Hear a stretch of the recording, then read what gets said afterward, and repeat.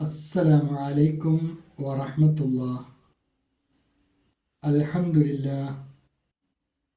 اللهم صل على محمد وعلى آل محمد وبارك على محمد وعلى آل محمد إنك حميد مجيد. أوصيكم بتقوى الله.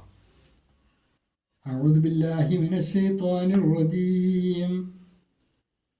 بسم الله الرحمن الرحيم.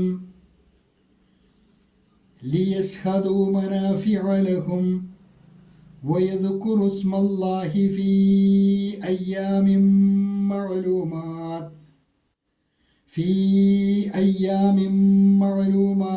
على ما رزقهم من بهيمة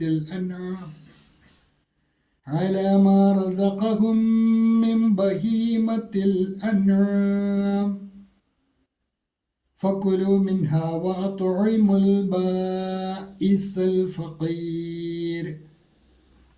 അൽബസീറ ഖുർആൻ പഠനവേദിയിലേക്ക് ഹൃദ്യമായ സ്വാഗതം.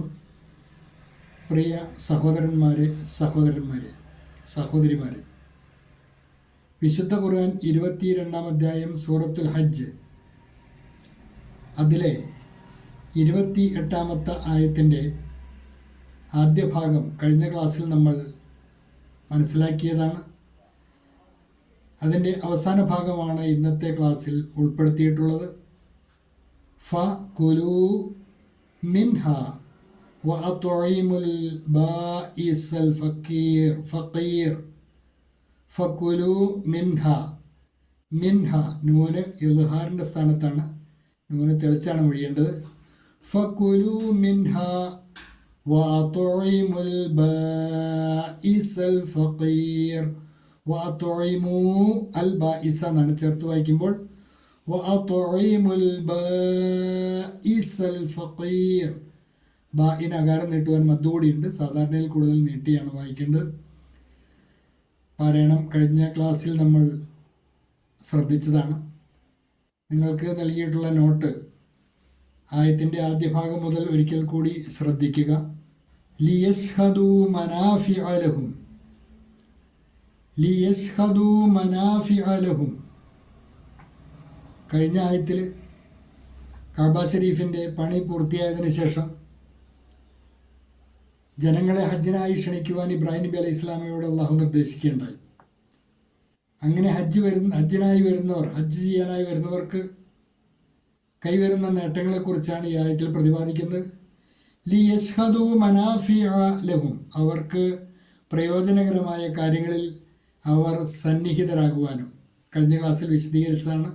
ആ പാഠഭാഗം ആവർത്തിച്ച് കേട്ടാൽ കൂടുതൽ വ്യക്തത ലഭിക്കുന്നതാണ്.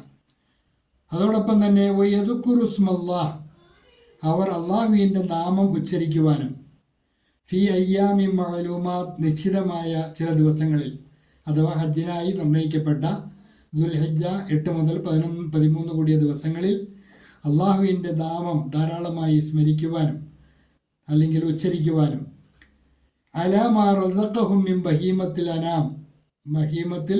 അൻആം, അള്ളാഹു അവർക്ക് കൊടുത്ത മൃഗങ്ങളിൽ നിന്ന് ബലിയർക്കുന്ന സന്ദർഭത്തിൽ അള്ളാഹുവിൻ്റെ നാമം ധാരാളമായി ഉച്ചരിക്കുവാനും ഒക്കെ അതുകൊണ്ടുള്ള നേട്ടമായി അള്ളാഹു പരിചയപ്പെടുത്തുന്നു. ഇതിലെല്ലാം അവർക്ക് ഇഹപര നേട്ടങ്ങൾ ഇതുകൊണ്ട് കൈവരുന്നതാണ്. ആ നേട്ടങ്ങളെക്കുറിച്ചാണ് അള്ളാഹു സൂചിപ്പിക്കുന്നത്. ആ നേട്ടങ്ങളെല്ലാം അവർക്ക് കരഗതമാകുവാൻ വേണ്ടി ഹജ്ജിനായി അവരെ ക്ഷണിക്കുവാനാണ് ഇബ്രാഹിം നബി അലൈഹി ഇസ്ലാമയോട് അള്ളാഹു നിർദ്ദേശിച്ചത്. ആയത്തിൻ്റെ ബാക്കി ഭാഗത്ത് പറയുന്ന കാര്യം ആണ് ഇന്നത്തെ പാഠഭാഗത്തിലുള്ളത്. അവിടെ നമുക്ക് കാണാൻ കഴിയും, അങ്ങനെ ബലിയർക്കുമ്പോൾ ഫകുലു മിൻഹ, ആ ബലിയർക്കുന്നവരോട് അള്ളാഹു പറഞ്ഞു അപ്പോൾ കുലു മിൻഹ, അവയിൽ നിന്ന് നിങ്ങൾ ഭക്ഷിക്കുക. ജാഹിലിയ കാലത്ത് ഹജ്ജിനോടനുബന്ധിച്ച് ബലിയർക്കുമ്പോൾ അവർ അതിൽ നിന്ന് ഭക്ഷിക്കാറുണ്ടായിരുന്നില്ല.